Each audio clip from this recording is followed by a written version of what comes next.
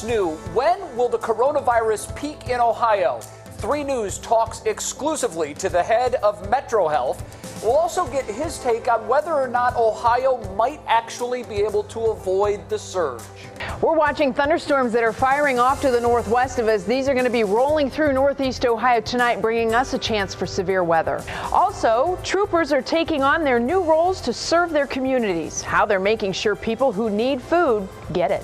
And we're all trying to live as normal a life as we can. Our expert weighs in on how to keep everyone in your house on a schedule and organized. Plus, Mike Polk is back with the proper walking etiquette. Can't wait for that. What's new starts right now. And now, live from WKYC Studios, this is What's New. Hi there, everybody, and welcome to What's New. I'm Betsy Kling, and my co-host Jay Crawford is joining us from home today. Once again, we're expecting President Trump to give his daily briefing on the coronavirus. That'll be happening soon. We're going to look in now at the press briefing room at the White House, and you can see no Presidente. As a matter of fact, I think they're fixing some of the lighting there in the background. So they make adjustments, and we move on. Jay is going to get us started with the latest on what's happening here at home. Jay? Absolutely, Betsy. Ohioans are part of the SNAP program have more help on the way. Anyone who didn't receive the maximum money allowed per month in March will actually be getting more money beginning this week, and that is certainly good news. The Ohio Liquor Control Commission passed an emergency rule that will allow establishments with on-premise liquor permit to sell and deliver alcohol. And the number of coronavirus cases in Ohio now stands at 4,782. The number of deaths from the virus in Ohio is now 167. And while those numbers continue to rise, Dr. Amy Acton once again praised Ohioans for taking this seriously and staying home. She reiterated why we cannot take our foot off the pedal just yet. But it's very important to remember that within 2 weeks, if we let up within 2 weeks, we will easily bounce back above that curve.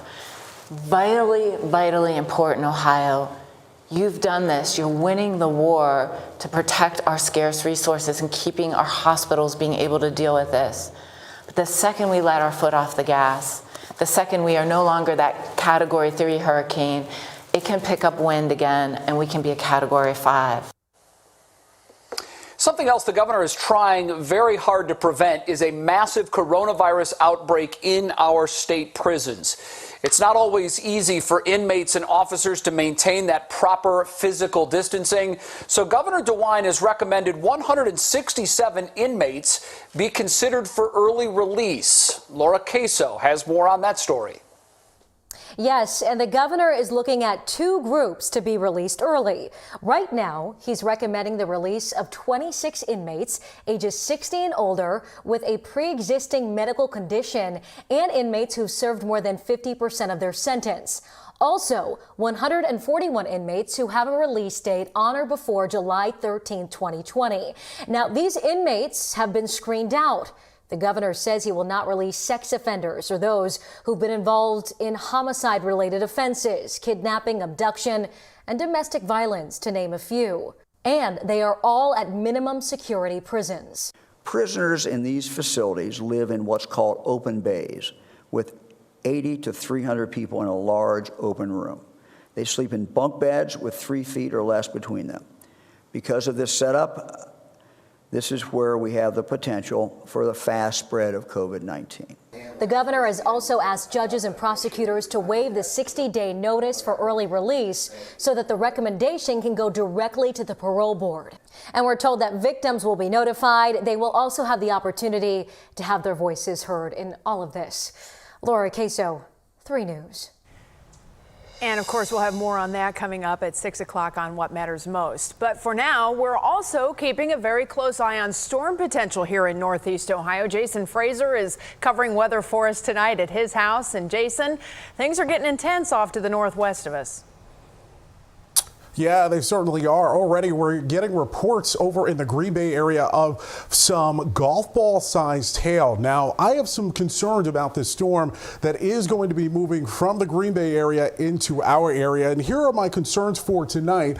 I think a number of us are going to see some rain showers throughout tonight. We could end up seeing upwards of an inch of rain throughout northeast Ohio. We will likely end up seeing some hail. How big that hail is really going to depend on how quickly this storm moves across our region. And there is a very small chance that we could end up seeing a tornado at some point tonight, but can't rule out the possibility. Right now, as you take a look at Doppler Radar, you can see for the most part, despite the cloud cover, things are pretty dry across the region, but to our northwest, you can already see that I was talking about there is firing up, and that storm there is what is going to be moving in our direction over the next couple of hours. So if you have anything that is outdoors that is not tied down, it will likely be moving away from your neck of the woods. So if you have anything that is outside that is sensitive to the wind, you're definitely going to want to make sure to bring that inside. If you have any cars that are also sensitive, you may want to bring them inside a garage as well. Coming up for you in a little bit, I'm going to be timing out exactly when this storm is going to be impacting our area and when the sunshine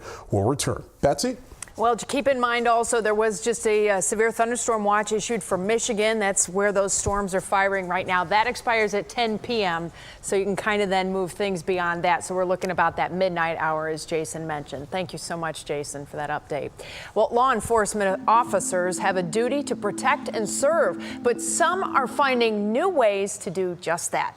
Tiffany Tarpley shows us how state troopers are stepping up to help the community. With fewer drivers on the roads, there are fewer crashes, fewer incidents to respond to. But in other areas, there is a great need, and state troopers are answering the call. Today, they are delivery drivers, delivering 2 months' worth of food to seniors in Lorain County.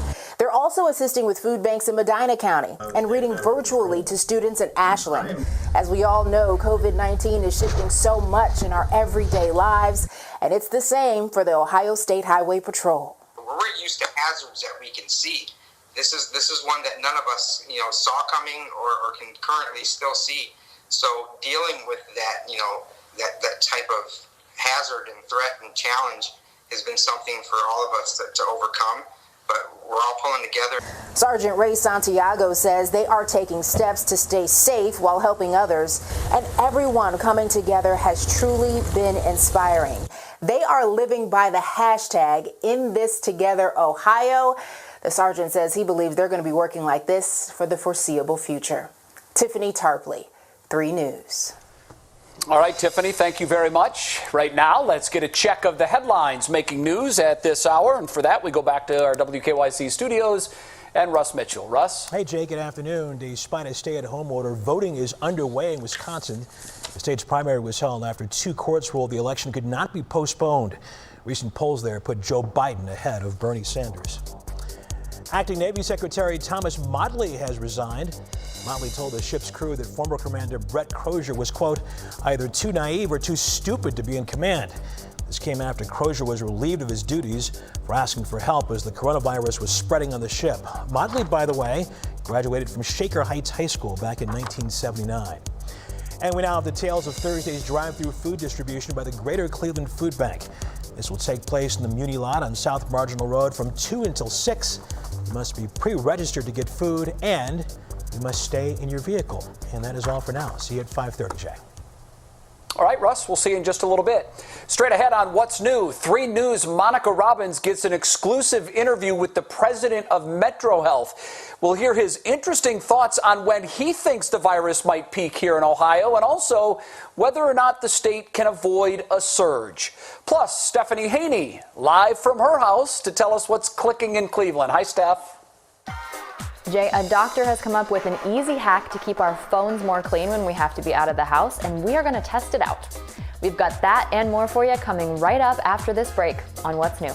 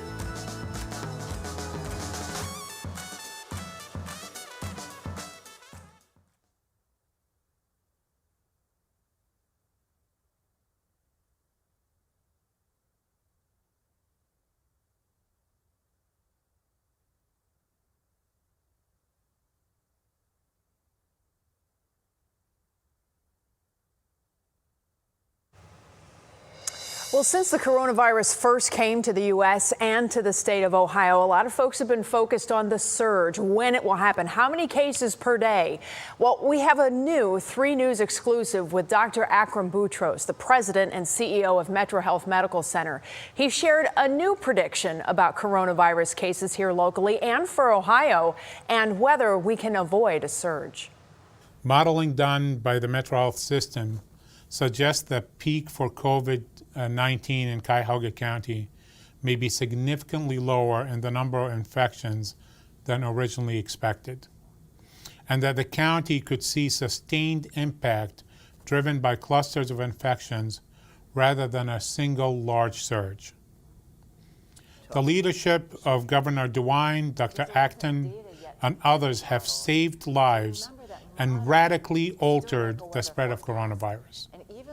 The public distancing response is historic and has changed the trajectory of the infections from being driven by widespread communal transmissions.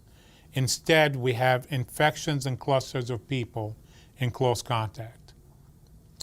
The bell-shaped curve that people have seen numerous times assumes widespread contact and are not applicable to rigorous containment efforts.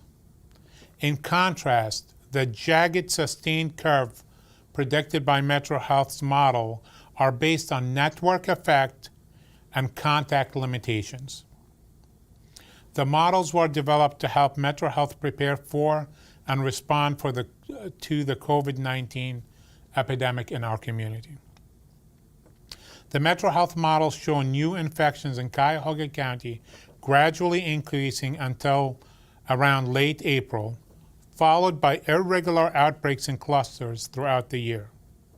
A similar pattern is expected statewide, with Ohio having significantly lower number of daily new infections than previously expected, and continuing at a flat rate throughout the remainder of the year. The importance of social distancing cannot be overstated. These models do not mean people can or should go back to life as normal. In fact, our models assume that people will continue to stay home if they have symptoms, frequently wash or disinfect their hands, not touch their face, and stay at least 6 feet apart when in public. If we were to become lax or immediately go back to numerous unprotected contacts, the bell-shaped surge would return. Metro Health physicians and public health officials have already observed clusters of infections involving people who have attended funerals, after religious celebrations, in nursing homes, the county jail, and confined workspaces. A lower number of infections obviously results in fewer deaths and hospitalizations than unfettered community-wide infection. I credit Ohio's leadership on social distancing practices for lowering acute number of infections. I also believe the model should be viewed in context of the overall health of Cuyahoga County and Northeast Ohio. These models have serious policy implications and raise important questions about how to best provide health care to our community. If this scenario continues to play out over the next several months, one question we as healthcare leaders must address is at what point should we resume preventive screenings such as mammograms, colonoscopies, and stress tests? We will need to provide healthcare treatment that is now being put on hold, while at the same time containing the spread of coronavirus. The state of Ohio ordered the cessation of elective surgeries and most preventive screenings in mid-March as a part of an effort to reduce the number of people coming into the hospital and potentially spreading the virus. That decision also helped preserve personal protective equipment and blunted the spread of coronavirus. It is too early for us to declare victory, but this is a signal that here in Northeast Ohio, we might be in a difficult, sustained campaign instead of a relatively short but intense war. We will need to figure out how best to care for our community, and we will continue to focus on providing the best care for our patients, our caregivers, and our community. I think the vigilance that we need to have in the future and we've had in the past is a great lesson for us to maintain the spread of the coronavirus. All right, so his peak predictions are quite different than the Ohio State model Dr. Amy Acton has been using, but the bottom line message is that the social distancing is working. We are doing it right. We have reached out to Dr. Acton for a comment. She's a little bit busy. We'll probably hear back from her pretty soon, but we'll have much more on all of this tonight at 6 and 11. And you can also listen to Monica Robbins' Q&A with Dr. Boutros on WKYC.com. Well, speaking of modeling, we do a little bit of that in the weather world, too. We've been watching the forecast models because they have definitely been indicating some bumpy weather coming our way as we go through the night tonight. Jason Fraser joins us from home with a big look at the weather now. And Jason, it does look like things are going to get a little bit interesting later. Interesting. You know, that is certainly the word for it, Betsy. And, you know, Matt picked a wonderful time to take off a couple of days because the weather is definitely going to get a little dicey for a number of us across Northeast Ohio. Now, most of us are under an enhanced risk for seeing some severe weather, and that basically means that we could end up seeing a large amount of hail along with some wind and some heavy rain showers. Let me take you through the timeline of what you can expect to see over the next 12 to about 24 hours. So early this evening, you'll start to see some increasing clouds. A few of you might even be seeing some peaks of sunshine right now, but latter half of the evening, after about 9 or 10 o'clock, that's when we're going to start to see some of those rain and thunderstorms move across our region. And then by midnight, it's going to start to go downhill from here. We're going to get wind, we're going to get some rain. And then by about 3 to about 4 a.m., that's when things are going to start to slow down. And then tomorrow morning, some of you might even see some isolated rain showers, but I think the majority of us will see mostly cloudy skies and a few peaks of some sunshine. This is what it looks like right now on radar. For the most part, we're seeing just some clouds. And as we zoom in, there is a lone shower just to the southeast of Medina right now, and a much wider view though on the Doppler radar. And that is the system right there at the top of your screen that's moving over Green Bay that we are watching. That is what's going to be giving us some rain as well as some strong thunderstorms already reported in Green Bay, some golf ball sized hail. So that's going to continue to move southeastward into our area. And I talked about some of the winds that we're going to be picking up. We could potentially by midnight see winds gusting up to 50 to 60 miles per hour. And then you'll notice by tomorrow morning, those winds start to die down. So National Design Mart hour by hour forecast. So let's rock and roll. Let's show you what to expect by midnight. That's when those of us along the lakeshore will start to see some of those heavier rain bands move across our region, and some of these storms are going to be pretty intense. Right now, we don't have any warnings or watches yet, but would not be surprised to see those issued later on this evening into the overnight hours. By 1 a.m., the storms start moving into the Akron as well as Canton region, and by 2 a.m., Worcester as well as Mansfield, you guys will start to see those rain showers as well. And then by 7 a.m., as I mentioned, you'll notice temperatures start to dip down a little bit, and we'll see just some clouds, a random shower or two, and then by the afternoon time, we're talking about temperatures somewhere between the 50s and low 60s. Here's a look right now at your Universal Windows Direct 7-day forecast. So after seeing temperatures in the low 60s, once that cold front comes through, that's when we're going to see temperatures nosedive. And for Thursday as well as Friday, we likely won't even make it, Betsy, out of the 40s. Spring in Northeast Ohio. Always a reminder that things are moving forward for us. The good news is we get 3 more minutes of daylight tomorrow, so we're going to focus on that for sure. Woo-hoo! Thanks, Jason. We'll get another update from you coming up in just a little bit. The president now scheduled to begin his address at 5:30, but we are going to be talking about phones. This is where the yucky stuff lives in our life, isn't it? We talk about washing our hands all the time, but what about the phones? We have tips to keep it germ-free next.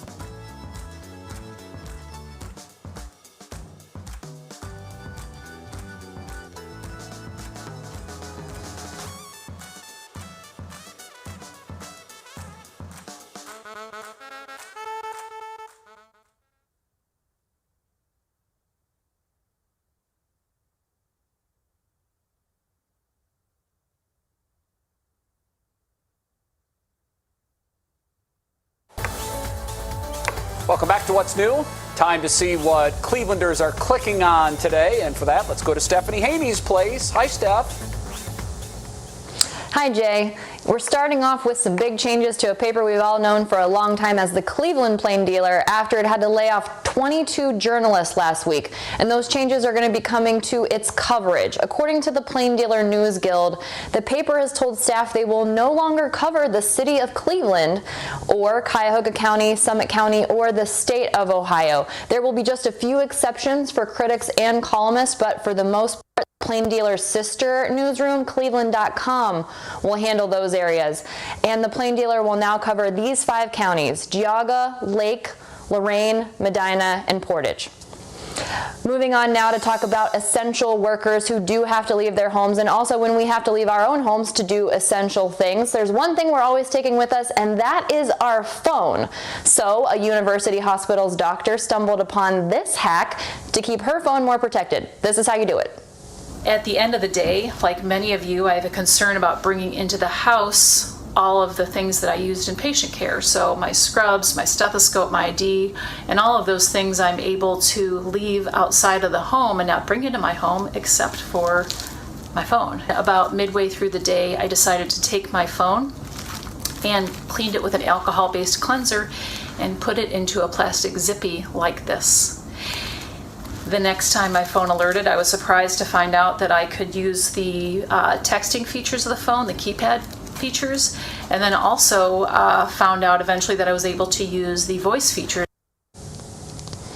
Now, obviously I'm at home, right? But imagine that I'm out doing some essential grocery shopping. So I can put my phone in here and I can use it just like normal. And I'm gonna send Jay a text right now to prove it.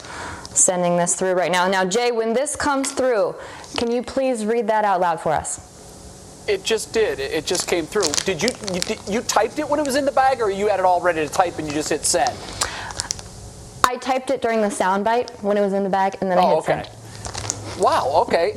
It says, make sure you dispose of the zippy bag, wash your hands, and clean your phone with an alcohol-based cleanser after you're done. And tell Tracy I said hi. Well, thank you, Stephanie, I will. And no mistakes, by the way, no typos at all, so well done. Thank you very much. Quick with those thoughts. All right, I like that. I'm still trying to get my mind around the notion that the Cleveland Plain Dealer will no longer cover Cleveland. Changing newspaper business for sure. Okay, head on What's New. How is the coronavirus impacting the African American community? We're going to take a look at that after the break. And you, your spouse, your kids, maybe some pets all crammed under one roof all day long. That could be a lot. We're helping you keep everyone on a schedule and keep everything organized. And the one thing we can all still do is take a walk. Mike Polk shows us his walking etiquette tips that I'm sure will make us laugh. We're also standing by for the president's comments.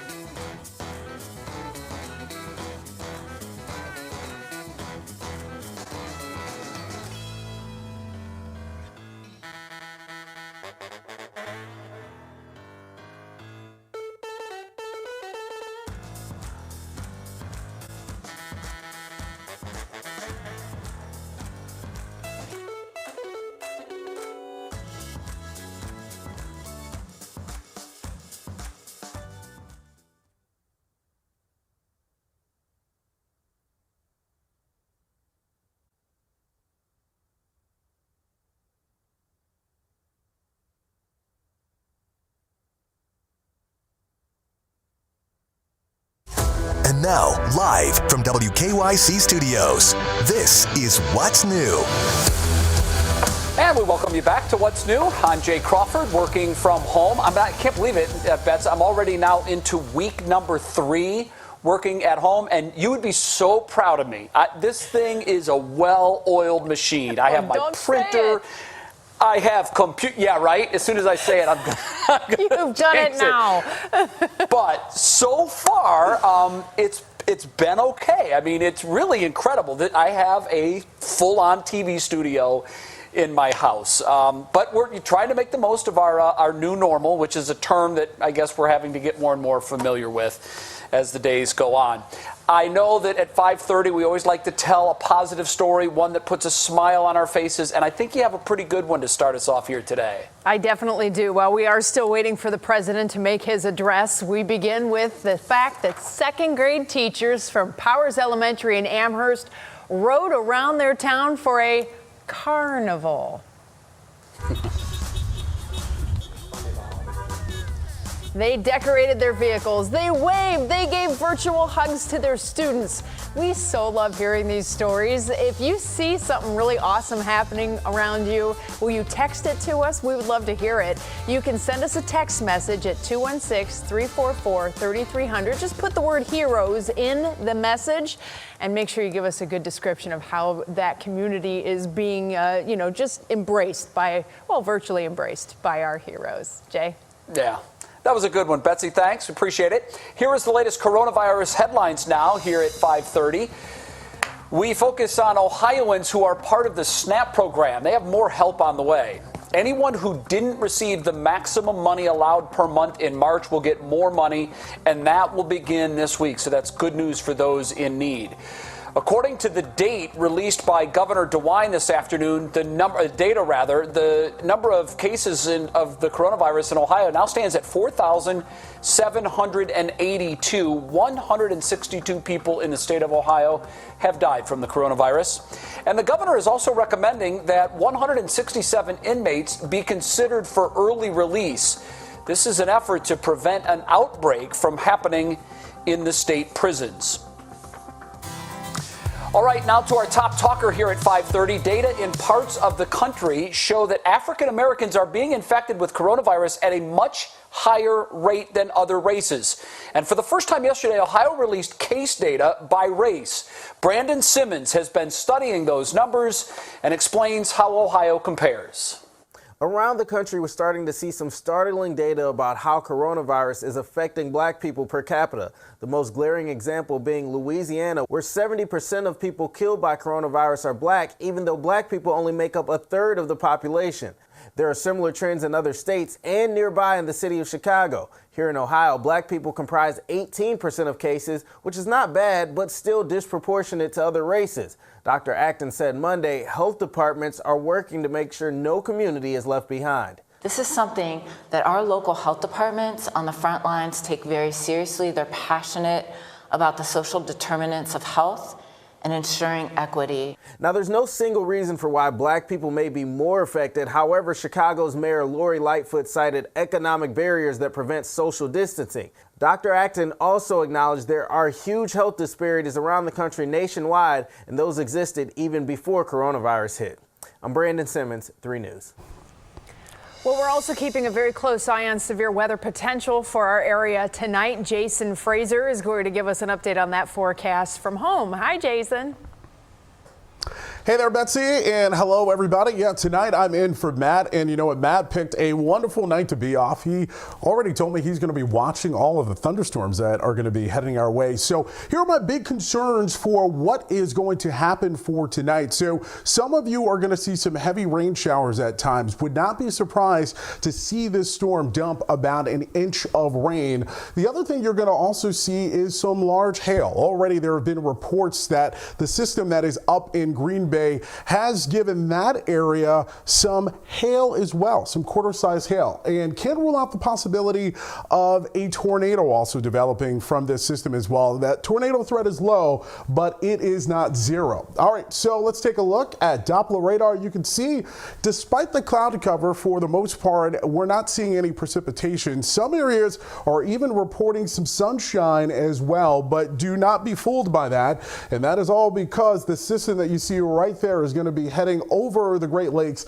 into our area and giving us some very strong thunderstorms. So a number of you likely going to bed early will be impacted by this system. I am timing out when it will impact your area and when we'll finally see the sun return. It's all coming up for you on What's New at 5 in just a little bit. Yep, and we'll continue to watch it as we go through the night tonight. Of course, it's going to be very loud, so you may have some visitors after bedtime if your little ones are around, whether they're two-legged or four-legged children. Yeah, all right, thanks, Jason. Well, as unemployment numbers in Ohio continue to climb, we're now getting a look at how many calls are being made for help. The Ohio Department of Job and Family Services got 112,000 calls in February. Today, we learned that the number skyrocketed to more than 1.7 million calls in March. The director of the office said today that they are working to catch up. The system still is dealing with the challenge of a significant call volume that outpaces our ability, even day to day, to scale up. I mean, millions of people within a 4-week period laid off, furloughed, or just without a job. Well, the goal is to staff the call center with 1,000 additional employees by end of this week. So maybe this is a job opportunity for some folks. The office is also working to increase its server capacity. Well, let's check back in with Russ Mitchell for more of our news headlines of the day. Hi there, Russ. Hey, Betsy, let's give you an update now on British Prime Minister Boris Johnson.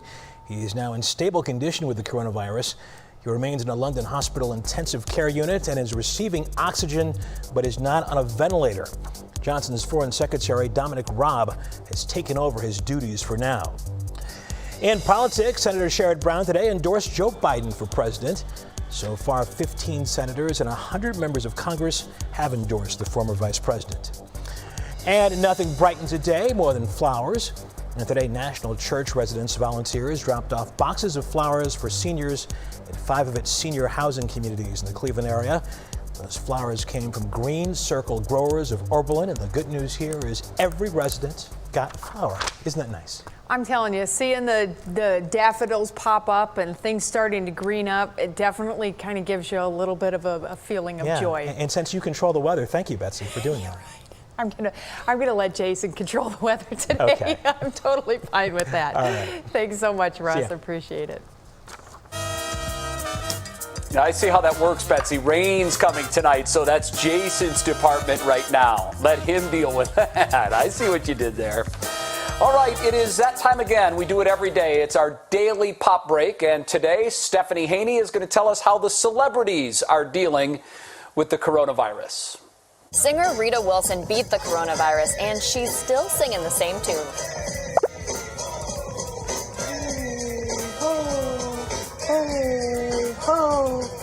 She entertained all of us by rapping Naughty by Nature's Hip Hop Hooray while she was in quarantine, and now she's on the official remix. The recording is meant to help raise money for musicians affected by the virus. Meanwhile, Lady Gaga is putting together a worldwide benefit concert for April 18th with performances by Elton John, Billie Eilish, and more. Kris Jenner and daughter Kylie are finally together again after weeks of quarantine. And, of course, they made TikTok videos. Hold up! Wait a minute! It's a 22. Including that trending lip sync of Kourtney Kardashian talking nonsense to her ex Scott Disick. So are we cool? Like, are we in agreement? A, B, C, D, E, F, G. I have to go. What the heck does A, B, C, D, E, F, G mean? It's just a phrase I like to use. That means is that a real phrase? The conversation is over.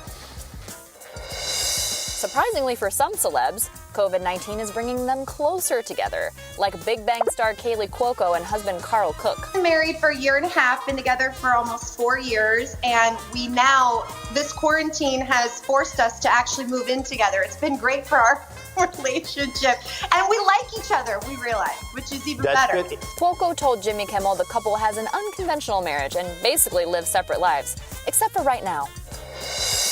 But it's a different story for Jennifer Lopez and Alex Rodriguez. The engaged couple already live together and are planning a wedding, but their ceremony is now on hold due to the coronavirus.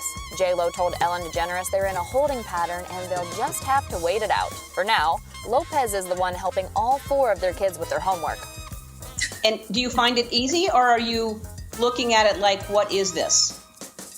Honestly, I think we're all like, what is this? What is this to all of this is what I want to know. But you know, weddings might be off, but there is one thing I would like to remind everybody of. Rapunzel in the movie Tangled, she was locked in her castle in the kingdom of Corona, which is an eerie coincidence. But that is when she meets her prince, Jay, and they do end up getting married. So there is hope for us yet.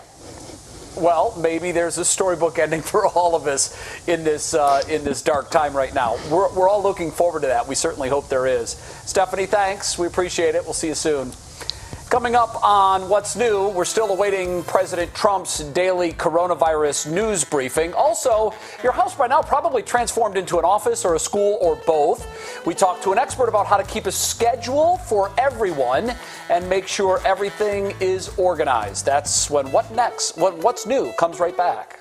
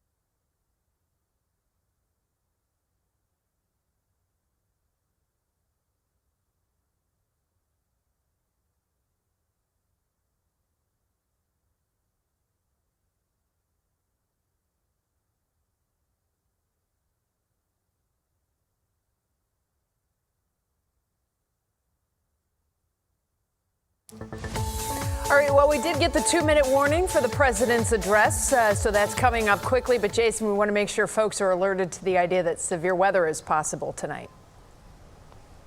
Yeah, that's right, Betsy. And the number one thing we want to let people know now is that there were no watches or warnings that have been issued by the Storm Prediction Center or the National Weather Service just yet. But I want to take you through a timeline of what we can anticipate over the next couple of hours. So right now, some of you are even seeing some peaks of sunshine. I think over the next couple of hours, we'll see some increasing clouds. And then by the latter half of the evening, I'm talking about after 9 o'clock, that's when we'll start to see some of those rain showers and thunderstorms move across our region. By midnight, I think everybody's going to see some wind as well as some rain.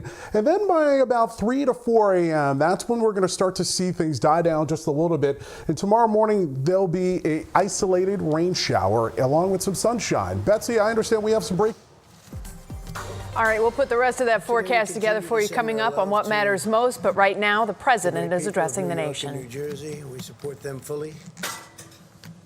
We grieve alongside every family who has lost a precious loved one. New Yorkers are tough and strong and brave.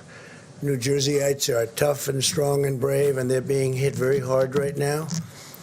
And for the next week, hopefully not much longer than that, it's going to start to go in the other direction. Our country is being hit hard, but some areas have done so incredibly well. We're so proud of them. They will beat this virus. We're going to beat it with the grit and the heart for which they're known and for which our country is known. And we appreciate everything that everybody is doing. We pray for Prime Minister Boris Johnson. He's become a great friend of ours. He loves this country. He loves his country. But he loves the USA. And he's always been very good to us. Whenever we had difficulty, he was with us, and we appreciate it. So we pray for Prime Minister Boris Johnson. He's going through a lot. As we intensify our military campaign against the virus, I think that it must be brought out that we have to thank the American people for continuing to follow our guidelines on slowing the spread, an expression that more and more people are thinking about. Nobody ever heard of it 2 months ago, and now everybody is talking about slowing the spread, stopping the spread. Even during this painful week, we see glimmers of very, very strong hope, and this will be a very painful week. And next week, at least part of next week, but probably all of it. Look, if one person dies, it's a painful week. And we know that's going to unfortunately happen. This is a monster we're fighting. But signs are that our strategy is totally working. Every American has a role to play in winning this war. And we're going to be winning it. We're going to be winning it powerfully. And we'll be prepared for the next one, should it happen, but hopefully it won't. Our massive airlift operation for critical supplies, it's called Project Airbridge, continued today as 5 massive flights landed in the United States packed with personal protective equipment. And our nation's heroic healthcare workers will be the beneficiaries of that. 27 more flights are scheduled in the near future over the next couple of weeks. The Army Corps of Engineers is constructing facilities that will support more than 15,000 hospital beds to treat patients in need. So they're building now approximately 15,000. They just completed the big one in New York. They just completed and are in the process of continuing in Chicago and many other places. They're incredible. The Army Corps of Engineers, we owe them a lot. What they were able to do in such a short period of time. They'll build these massive facilities, 2,000 beds in 4 days. So it's really something very special. I know I was in the construction industry, and you don't see that happen very often. I want to remind governors and emergency managers that sharing real-time data with us about equipment and their needs is very important. All of their supplies, hospital occupancy is critical. A lot of the occupancy is really getting a little bit lower than anticipated, and that's good. We sort of thought that was going to happen. And we're getting along very well with the governors. This whole situation with respect to talking to us about equipment and equipment needs, giving us a little bit of lead time, so important. All the supplies, we're getting it to everybody like they never thought possible, but will ensure that we can rapidly deploy federal assets where and when they're needed, especially on ventilators. We're actually getting some ventilators back. As you know, the state of California was great. They sent some back, which they won't need, and Washington State likewise. And we have some others coming back, so we're using them in areas we need them. We are pressing forward aggressively on the scientific frontier of the medical war. The companies, I've spoke to the 4 leading, I call them the genius companies. They're doing incredibly well with respect to cures and also with respect to a vaccine that's going to protect us, totally protect us, and they have some great potential. It's going to take a little while yet, but they have some great potential, some great early results. And the governor's been working hard, and we are working hard with the governors. There's been great coordination, especially over the last little while. We're giving them a lot of equipment, a lot of ventilators, but a lot of equipment of all types. And I will protect you if your governor fails.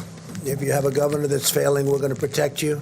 But the governors are working well with us over the last period of time. Today, in our stockpile of ventilators, and again, we need the stockpile so we can immediately move them from place to place wherever the monster hits. It's a monster. We have 8,675 ventilators right now in stock, ready to move. And we have all sorts of incredible soldiers. Our military is going to move them should they be needed. In, as an example, if we need additional in New York or the New York City area, you have state, you have city, and spoke to Mayor de Blasio, and we really have a great, well-coordinated campaign with Mayor de Blasio. It's been really good. Spoke to Governor Cuomo. There's been great coordination. So if they need something, we have it. If Louisiana needs something, we have it. Same thing with Michigan. Same thing with Illinois. There are certain spots that are very hot, and we'll see what happens. But we'll know pretty much. We'll have time, and we'll be able to move it. In addition to the 8,675 ventilators, we have 2,200 arriving on April 13th. We have 5,500 arriving on May 4th. These are ones that we're building for the most part. And we have, as you know, great companies building them. Ford, General Motors, GE. We have really some great companies that are doing it. On May 18th, we have 12,000. On June 1st, we have 20,000. On June 29th, we have 60,000 ventilators coming, 60. So we have a total of 110,000 ventilators coming over a short period of time. I don't think we'll need them. Hopefully we won't need them. I don't think we'll need anywhere near them. But we'll have them for the future, and we'll also be able to help other countries who are desperate for ventilators. The UK called today, and they wanted to know would it be possible to get 200, and we're going to work it out. We got to work it out. They've been great partners, United Kingdom, and we're going to work it out for them. So they wanted 200. They needed them desperately. We now have 10 drugs in active trials, with 15 more soon to follow, as well as 2 vaccine candidates in active clinical trials. We'll do whatever it takes to secure needed medical supplies and bring more production of essential medicines back to our shores. We're doing that. We're bringing them back to our shores. A lot of these companies, they went a little bit haywire. They went away from this great country, and they had them produced elsewhere. So we're going to start bringing them back. And I've been talking about that for a long time, not only with medical, but lots of other things. America continues to perform more tests than any other nation in the world, and I think that's probably why we have more cases. Because when you look at some of these very large countries, I know for a fact that they have far more cases than we do, but they don't report them.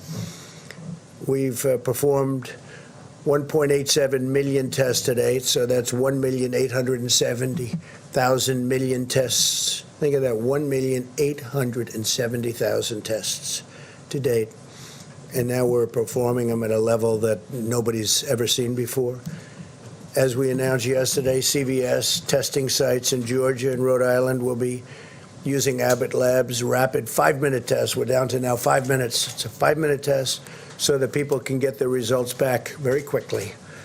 And we're actively engaging on the problem of increased impacts. This is a real problem, and it's showing up very strongly in our data on the African American community. And we're doing everything in our power to address this challenge. It's a tremendous challenge. It's terrible. And provide support to African American citizens of this country who are going through a lot, but it's been disproportional. They're getting hit very, very hard. In fact, while we have Tony here, I'd like to maybe have you come up and address that one, and then I'll continue. But if you could address that, it would be great, Tony, please. Yeah, thank you, Mr. President. We have a particularly difficult problem of an exacerbation of a health disparity. We've known literally forever that diseases like diabetes, hypertension, obesity, and asthma are disproportionately afflicting the minority populations, particularly the African Americans. Unfortunately, when you look at the predisposing conditions that lead to a bad outcome with coronavirus, the things that get people into ICUs, that require intubation and often lead to death, they are just those very comorbidities that are unfortunately disproportionately prevalent in the African American population. So we're very concerned about that. It's very sad. It's nothing we can do about it right now except to try and give them the best possible care to avoid those complications. Thank you, Mr. President. Thank you very much. And Tony, I think you're going to have some pretty accurate numbers over the next few days, right? But they are very, they're very nasty numbers. We will be continuing Terrible this stream at WKYC.com and on the 3 News app. We'll be right back.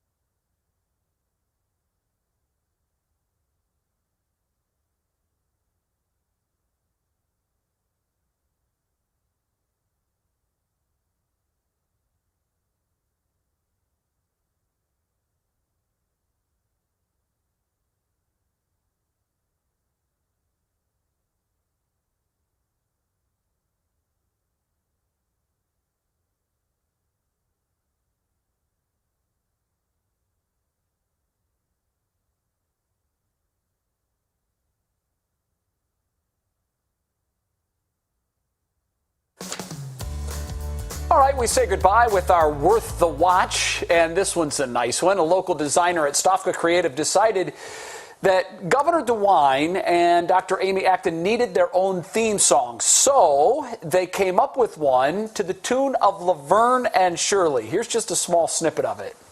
1, 2, 3, 4, 5, 6 feet apart. Stay home. Stay home.